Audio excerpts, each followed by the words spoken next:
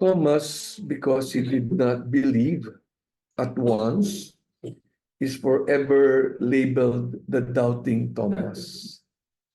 The name, in fact, means is synonymous to someone who doubts. I think it is very unfair because we all doubt, because we all need proofs.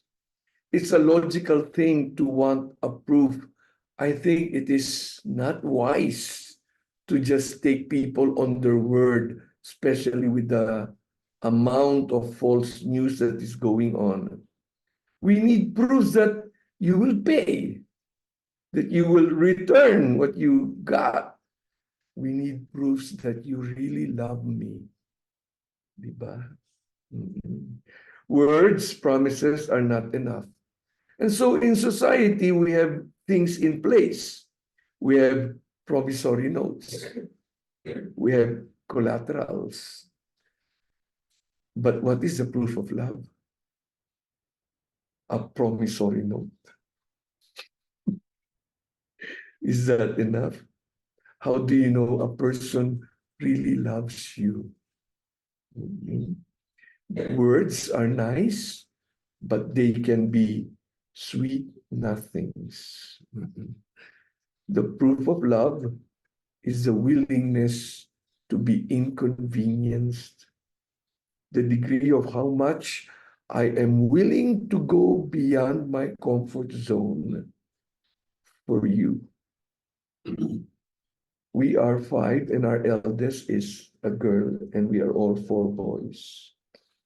She is such a dictator. Until now, we are all in our 60s and she comments about our clothes, how we walk, our diet, and things like that. And so it's no wonder that one time we were in high school and I went home and I saw these big shells, you know, those shells with big, what do you call it, these clams, no? Two giant clams in the house. And I said, oh, where did this come from? Why are they here? And my mother said, oh, your sister had the date last night. And she told her date, do you love me? And he said, yes, bring home those 2 clams. They are from Manila Hotel. A proof of love. No, they did not end up together. To want a proof is natural and it's even good. In faith, there are 3 stages of faith, 3 developments. The first stage is the childish faith. It's based on superstition, it's immature, it's irresponsible. Example, a person finds a fat wallet and says, this is from God.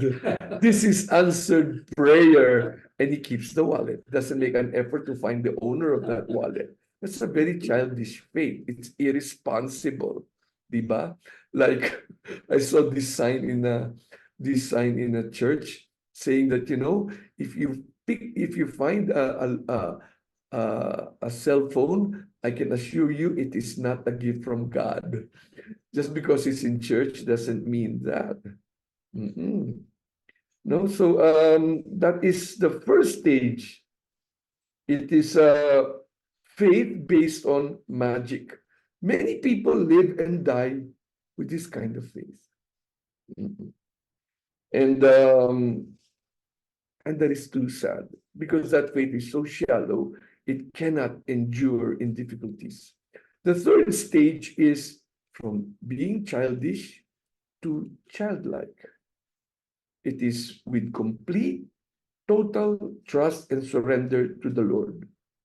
It's a person who finds a fat wallet, and even if there are bills to pay, even if there's a mortgage, even if their electricity is going to be cut, he will try to find the owner of this wallet or give that wallet to the lost and found because he trusts in God and not in magic. To be able to come from a childish faith to a childlike faith, to be able to reach that, there is a requirement. And the requirement is the stage of doubt, the stage of wanting proofs, a period of questioning, of cynicism, a period of, not believing. He finds a fat wallet and thinks, barya lang to para sa nawalan kasi ang ganda ng wallet. Or he thinks God doesn't mind, God doesn't care, God doesn't, busy himself with details about these things. He doesn't, there are many other things he's so busy about. This stage must be passed. It's required. It has to be, has to happen in order to reach mature faith. Not to worry when members of the family, and so it is, we should not worry when members of our family doubt. Members of our family do not believe. They don't want to follow what we practice just because you say so. I hear many parents, they have so much difficulty forcing their children to go to church because they don't believe. They have a different way of coming to their faith.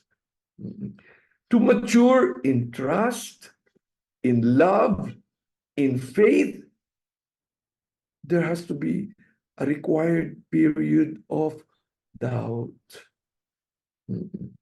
Saint Thomas did not believe in rumors or hysterical claims.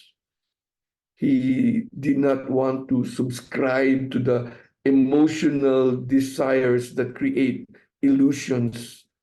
He did not want to believe just because everybody believed. He needed hard evidence of the love of God. He did not just want to, he did not want a Messiah saving and loving. No, he wanted a Messiah that proves he loves me by being wounded. He did not just want to see, he wanted to touch. And can you imagine? Put his hand inside the wound. The wound must have been so big. He wanted an experience of God, a God who inconvenienced himself for me big time. He needed a concrete proof of love, and Jesus provided it. And Jesus obliged him. Jesus did not tell him, accept this blindly. No, he did not. Because accepting blindly, our faith, our trust, our love becomes short-lived. So, what is the proof that we love somebody? Mary Ann, how do you know he loves you?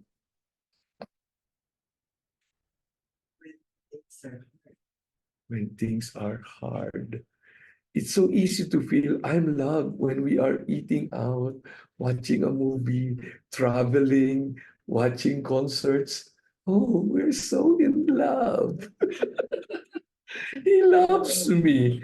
That is so, oh my goodness gracious. Jesus said, no greater love than to be able to lay your life for somebody else. To profess love, the proof for love is the willingness to be, I like to use the word inconvenience because God, my goodness, it's what do you call this? It's so cheap to use God inconvenienced himself. But that is what it is, to go beyond what is comfortable. And parents are willing to die for their children, correct? Children, willing to die for your father. You don't have to answer in public. That is a proof of love. No greater love, unless you're willing to lay down your life. It's a fat chance that, there will be a time that you will have to exchange your life for somebody else, Fat chance. Diba? Somebody's drowning and or you sacrifice yourself for that person. No, no, no, no, no, no. That is okay, I'm sure I'm willing to die for another person. No, no, no, no, no. We're not meaning that kind of death. When we talk about I'm willing to die for that person, is I'm willing to die. I'm willing to die. Whatever makes that person whom I love unhappy. Whatever makes this person I love inconvenienced, sad because of me, I'm willing to die to it. It might be a very legitimate thing, but it makes you unhappy. Okay. I let go. It's not my way or the highway thing. All right. That is how willing I am to be inconvenienced, to go beyond my comfort zone, because I'm willing to die for you. And you couples out there, how many times you have to do that? No, there was this couple, they were engaged. Everybody's so excited. They were seemingly so compatible and all. But then when they talked about, this guy was always, every night he goes on a poker game with friends. Not every night, but every weekend. And when his wife to be asked him about it, he was not willing to give that up. Was not willing. They were engaged with the date. It became the deal breaker. Deal breaker. Engagement, the wedding was canceled because he was adamant. The proof of love was not there. He was not willing to die. He was not willing to be inconvenienced. Can you imagine how that will multiply when they are together? There is no other proof of love than that, to die to myself. There should be no deal breaker.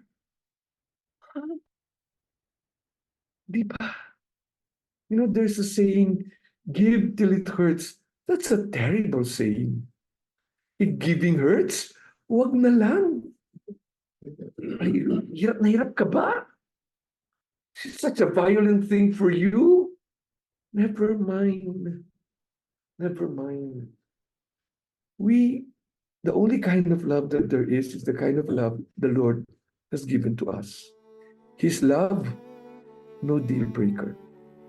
And we call it mercy, compassion.